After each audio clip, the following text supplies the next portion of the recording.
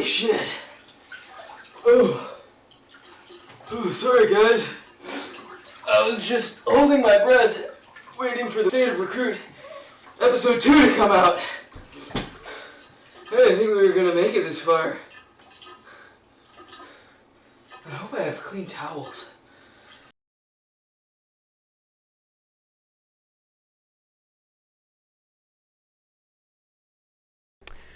All right, ladies and gentlemen, boys and girls, welcome back to the State of Recruit. We are your hosts, Seagull and DJ Jazzy Jess, here to bring you our second episode of the season, covering match days 2 and 3 and the upcoming match days 4 and 5. Seagull, you do realize this is a pretty big milestone for us, right? You know, it being episode 2 and all. Aren't we going to do something to celebrate?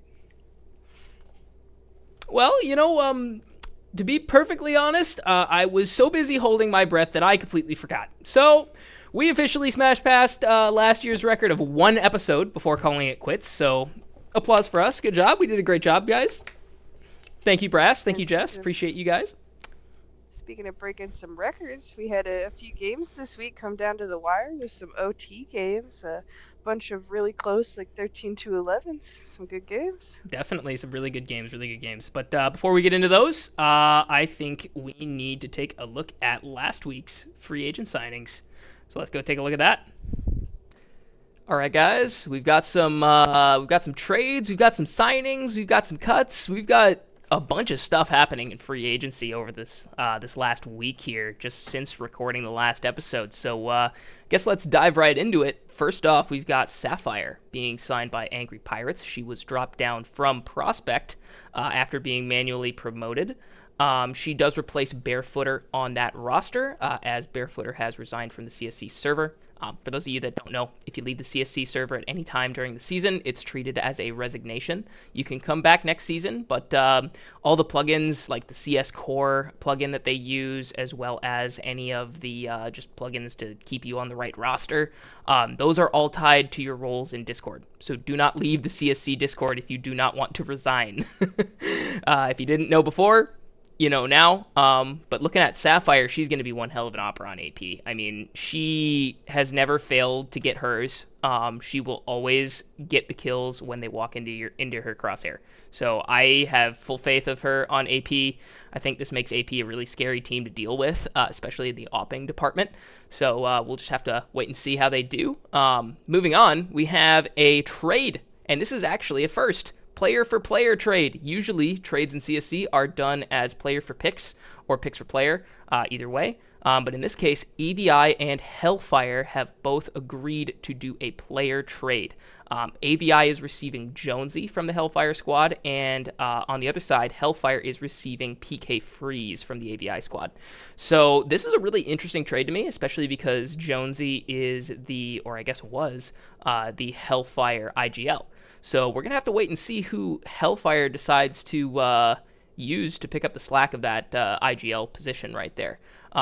Jonesy was definitely fragging out on Hellfire, like he wasn't missing shots or anything like that. So good to see him stay on our roster. I think he deserves that. And interesting to see PK Freeze going over to Hellfire. I don't really know what they're going to do in terms of that IGL position, but they must have some sort of plan, otherwise they wouldn't have traded away their IGL. I have faith in Hellfire. I think they're going to do just fine. Both of these teams are 2-1, if I remember correctly. Let's double check here in the standings. Please hold one more moment. Hellfire is 2-1, and AVI is also 2-1. Yes, both of these teams are 2-1. So it's going to be really interesting to see these guys going into match days 4 and 5 to see who's going to come out on top. This is a really interesting trade and could really define the rest of their seasons. So good looking out for AVI and Hellfire. Let's move on to our last set of cuts and signings. The Academics have made some roster changes after going 0-3. Can't say I blame them. I've been in this position before, being last in the league. It's tough, but I do think that these roster changes could really pave the way for them to make a big splash, really, in these next couple of match days. Academics have ended up signing Swayze and Chronic 13. Swayze had subbed for Academics in the past and did a really good job. I believe he actually top fragged or second fragged. So he's adding some much needed firepower onto this squad. And then Chronic 13 is a name that I don't know if a lot of people have heard, but he was actually on Angry Pirates in the early season, and he was, I believe, if I remember correctly, a very difficult cut for them to make. I don't think they wanted to cut him, but at the end of the day, you have to get down to 5 players somehow, right? So good to see him on a roster. In order to make way for these two, they did have to cut Six and Ornitagu. These guys have some experience now of being on a roster, so I wouldn't be surprised if we see them getting picked up by another team later on in the season. There's still room for FA signings. The FA signing deadline isn't until much later on in the season, so if you're a free agent right now, don't worry about it. Your time will come, I promise, whether it's for subbing in or for going on to an actual active roster. You will get your day in the sun, I promise. Keep at it. You can do this. I know you can. That is it for our FA signings and trades for this week. So let's move on to some Matchday 2 and 3 results. All right. We just took a look at our free agent pool and our trades over the last few weeks, but let's get into this. Let's start taking a look at some matches, some results from Matchday 2. We have quite a bit going on here, and I just want to precursor this for everyone watching. 50% of the matches over this last week, over the course of Matchday 2 and 3, all, 50% of those were either 13-11 or they were an overtime game, which is crazy. I don't think I've ever seen that before. That's a lot. That's a lot of games coming right down to the wire. A lot of teams, I think, that are really, really close. But yeah, let's get into it here. So first up, we had ABW and HG playing on a nuke game. Looks like it was 8-13 in favor of HG. HG getting their first win there. That's good to see from them. Next up is ATL versus Wet. ATL ended up taking that one home on Ancient, 13-11. ATL is now the only undefeated team in Recruit, which is pretty cool to see. Wet put up a good fight here, but ATL just ended up taking it. Next up is actually going to be our featured match for Matchday 2. We have a Mirage game, and it is the Hawks versus the Ohms. So AVI versus DRG. And this was a pretty good game, I think, Jess. Don't you think? Yeah, I would say so. I think they all-around stats-wise are looking pretty solid. AVI had 2 well over 1.0 and 2 pretty close to it. Definitely. That's pretty good. Although DRG with their 3 over a 1.0 right makes you wonder. Yeah, definitely. It's a lot of util damage on Kill the Rainbow, too. Wow, 264 utility damage, and then the 1.29 impact rating. 19 kills, 16 deaths, 101 ADR. I mean, that's a pretty good showing from him. That's a pretty good game. Yeah, that is really definitely a good game. But then Uberponage on the other side with the 1.35. 1.35, yeah. It's kind of tough to come back from something like that for sure. You can definitely tell that Uber was the one soaking up all of the points where the other teammates were kind of just slightly lacking behind, where DRG was a little bit more spread out. And that's fine. I mean, that's just how teams happen sometimes. It's just how certain games happen, right? But yeah, AVI able to bring this one across the line on Mirage. Go check out our highlights video for that. That is posted on YouTube right now. Next up for Matchday 2, after the DRG AVI game, we have a Nade Stack Spaghettis game, so UPS versus NA Nades, and that ended in a 15-19 game. That was a double overtime that ended in the favor of the Spaghettis. They're getting their first win on the season. It's got to feel good for them. Sorry, Jess, I know you were on the losing end of this one. That's pretty rough. It was a good game. It was lots of back and forth. It was a hard fight. Definitely. Seems like both teams really just put up a really good fight all the way up until the end. But next up after that, we have Deadbeats versus Acolytes. So that's going to be DB versus Hell. That one ended up in a 11-13 game, again, on Mirage. Lots of Mirage games being played in Recruit now, which is cool to see. But Hell taking that one home. Hell is now 2-1 on the season here. And then next up, we have an ancient game. Another ancient game, looking at Angry Pirates versus the What Do You Beef Cow. 13-11 games, super close for them on ancient here. AP just taking this one and riding it all the way home, I think. But yeah, next up after that, we've got Sav versus ACA. ACA doing a better showing than Matchday one for sure, 13-8. Sav is no slouch. Putting up 8 rounds against Sav is not a bad showing for them. So I'm actually glad to see the improvement here. But that's pretty cool to see. That was also a nuke game, so really interesting for ACA to want to bring Servals to nuke. Last but not least for match day 2, we have the Tadpole Titans versus Goshi on Anubis. So that's FRG versus OS, and that ended in 13-10 in favor of the Frogs. So now Frogs up to 2-1 on the season. Next up, looks like we've got match day 3 coming in. Jess, you want to take us through it? So match day 3, we are starting out the gate here with HEL Acolytes versus Nan Nadestack. Close game, 11-13. Nadestack was able to get their first win of the season, so I know that was definitely a good feeling for us. Definitely huge for the former champs, for sure. Yeah. Had to show some respect. Next, we have our Goshi Servals game, OS versus Sav. Goshi is winning that one with a 13-9. So again, another close game, but it doesn't look like Sav was quite able to keep up with some of the impact that the other team was giving them. Next, we have the Wet Mist game versus ABW. So it looks like this was our first overtime game here today. Unfortunately, it looks like Mist wasn't able to pull out any of the rounds in OT. I know sometimes it can be a little hard with that. Mentally, I think you got it. You just got to take it into the OT, and then it's hard to get it back. Yeah, really cool to see ABW at 2-1, especially after their crazy season that they had last season.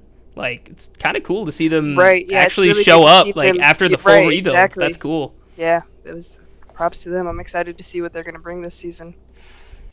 Our next game looks like we have DRG Olms versus FRG Tadpole Titans on Anubis. DRG won that 13-6. Our next game is our featured match game, which is Cow DB. Looks like Cow was able to win that 13-11, but that is a close game. No kidding. And I actually have a little bit of insight onto this because I talked to Huntwick, Noble, and Fresh and the Cow guys afterwards. It was 11-11, and the Cow guys were full saving. They were on pistols. They were saving for last, and they won. Very nice. And they just took it. So they were full playing for overtime, and they just made it work. Which is there's just something wild about winning an eco round that really just hurts your other team's mental, but boosts your own. I mean, definitely just going into that with pistols and being able to take that feels good. Definitely. Rymaster with another really solid performance with a 1.35. Yeah, for sure. 23 and 15, 100 ADR. That's nice. Not as nice as his 2.09 or whatever that was for match day 1, but 135, no slouch. Can't always have a 2.0 game. It's true. We're not all but Shane. You got Noble and Muffin Man and Fresh down here with a 1.25, 1.27, and 1.37. That's definitely pretty consistent there. Yeah, and also at 24 kills, 23 kills, 23 kills. And the other thing too is like Huntwick is at a 0.77 here at 11-18. Huntwick was playing B, and they just didn't go B. So like, I mean, there's nothing you can do when they just don't go to your site. Right. Do the best you can in a retake, but it looks like if they were going A and Noble and Muffin and Fresh were holding that down, then no kidding. There's not really much to pick up at that point. No kidding. So DB has lost 2 really close Mirage games in a row now.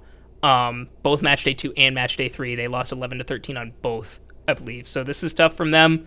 I don't know if they're going to revamp their Mirage strats or if they're going to go play a different map now or what they're going to do after this, but they definitely got a little work to do.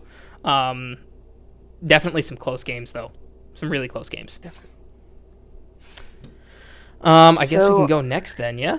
Yes, our next game is going to be the UPS Spaghettis versus the ATL Harpies. Harpies winning that one 13-6, so still going undefeated here. Definitely kind of nice to see, but also from a player standpoint, it kind of makes you want to see what you can do against them and see if you can take that title away from them. Definitely. But Gillionaire is, I mean, again, they have 3 players over a 1.0. That's some solid team plays and solid gameplay. For sure. And another Anubis game. Lots of Anubis games being played. Lots of Anubis. Looks like next we have the Dropouts versus the Scurvy Sea Dogs on Vertigo. Looks like it was the only Vertigo game this week. People might be trying to stray away from it a little bit till they can build their stats up, but AP didn't seem to have a problem with it. Yeah, I respect ACA for going for the new Vertigo too. Trying to catch an opponent who's like an established team, right? And trying to take them to a map that they might not be comfortable on. Like, I think that's smart. That's smart. Like Swayze with the 1.3 that game on the Dropouts. And Swayze was a sub that game, but Swayze has since been signed. So Swayze is now on the Academics. So we would love to see what he can do. That game also had a 312 util damage. That is that's up there. Yeah, that's nice. Throwing nades right in their face. That's nice. That's nice. Not quite enough since AP was able to take that one from him, but see what their changes. Maybe they'll be able to pull out some good games these next few match days. Oh, I'm excited for ACA. I think they can be a real threat now, especially with the new signings that they have. Yeah. But last game for match day 3. Yep, last match day game, we got the HG Thugs versus the AVI Hawks on Inferno. AVI won that one in overtime. Again, it looks like we have another one where the team kind of struggled a little bit getting into overtime and being able to get some rounds under their belt. But like I said, mental can be kind of hard going into an overtime game like that. Yeah, definitely. But cool to see Hawks on top, especially after their rebuild. But good showing from the Thugs, too. I know they're another new 5DE team, so sitting at 1 and 2, not too bad. Not too bad. 3 match days in. Got some work to do, just like the rest of the league. But yeah, let's move on to see all the team standings now. We'll go through that right about now. All right, so now we're going to get into our post-match day 3 standings. At the top number 1 spot, we have ATL Harpies with a 3-0 lead. Then we have Goshi, Tofu Ticklers, Hell, Scurvy Sea Dogs AP, ABW, AVI, and FRG following with a 2-1.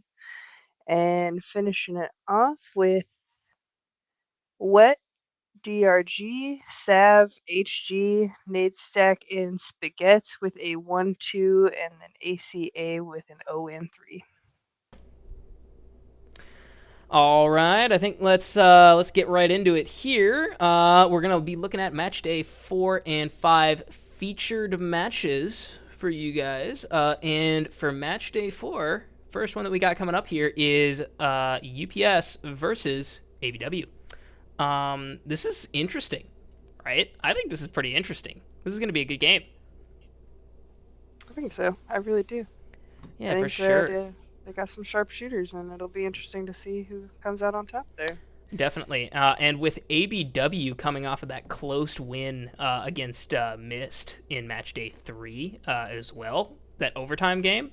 And then also if you look at UPS coming off of a loss to Harpies, that's going to be interesting. So they just lost to a 3-0 team, right? And then ABW just beat a team that I know a lot of people in the tier are thinking is going to be really strong in Wet, right? So this is going to be quite a game. And then, of course, UPS's only win right now being against NA Nades, I believe, for match day 2. Yes. Their only win so far is NA Nades match day 2. Sorry, Jess. But yeah, no, it'll be a good matchup. It'll be a good matchup to see who can get their second win, who can get their third win if you're ABW. But next up for match day 5, who do we got, Jess?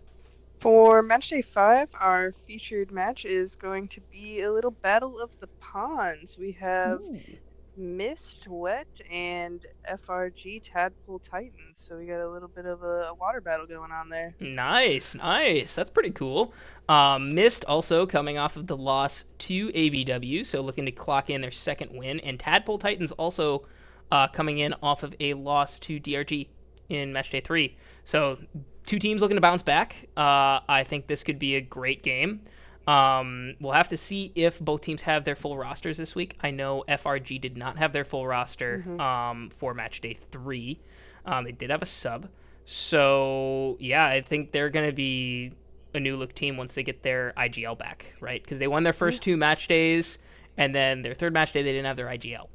And that's kind of tough. Makes it a little bit harder, right? Right. And I know Toast is like a great IGL, right? Toast is an awesome IGL. But if they were practicing with Lizard King, and then all of a sudden Lizard King gone, it's like, that's tough. Right? It makes that's some hard adjustment. Your fearless leader there.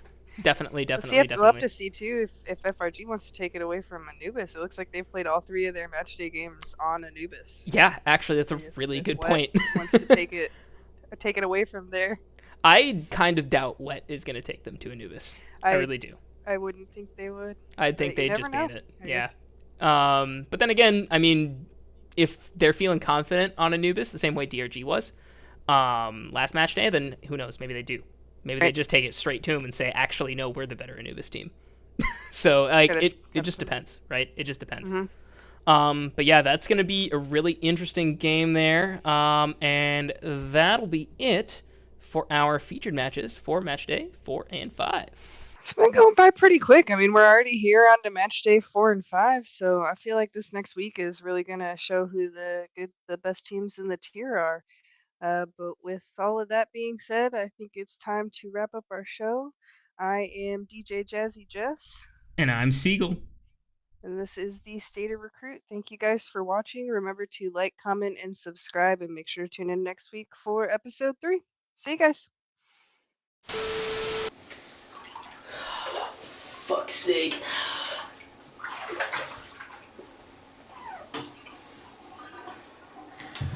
Oh, Brass, why the fuck did you let me do this?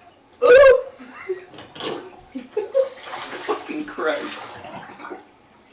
This was a terrible idea, by the way.